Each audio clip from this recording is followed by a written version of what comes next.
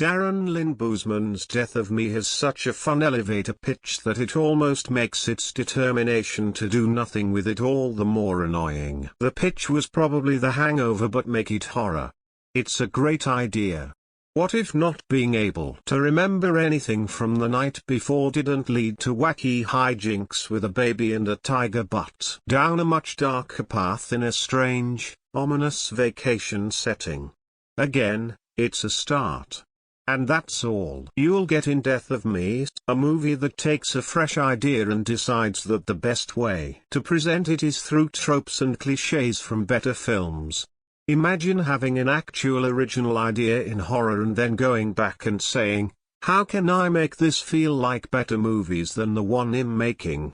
There's a weird belief by some filmmakers that horror fans like familiarity. They like being reminded of movies like Rosemary's Baby and The Wicker Man, as if it's some kind of shared language between filmmaker and viewer. However, the difference between influence/homage and pale imitation is vast, and there's nothing about Death of Me that positively compares to the movies that Bousman so bizarrely replicates. Again, it starts promisingly.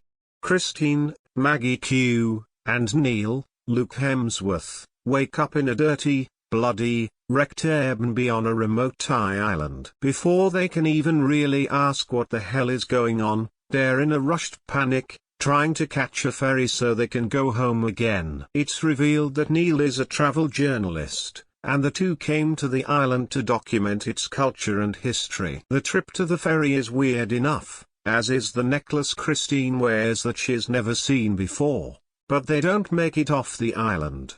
Back in the village, they realize that Neil recorded last night on his digital camera, and they watch the footage, which includes a weird drink at a bar followed by a violent incident between Neil and Christine that leads to him snapping her neck and burying her body. You thought you had a weird Friday night. It's a great start. First, why would Neil kill Christine?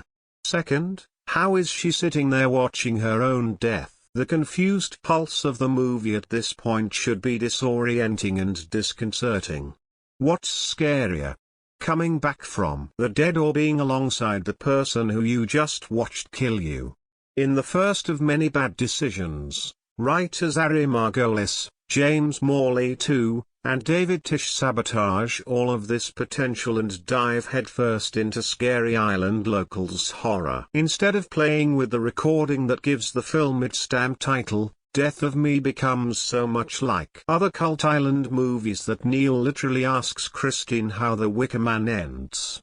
From here, Death of Me meanders from one vaguely xenophobic set piece to another, pushing Christine from one hallucinatory vision to the next in such a depressingly flat manner.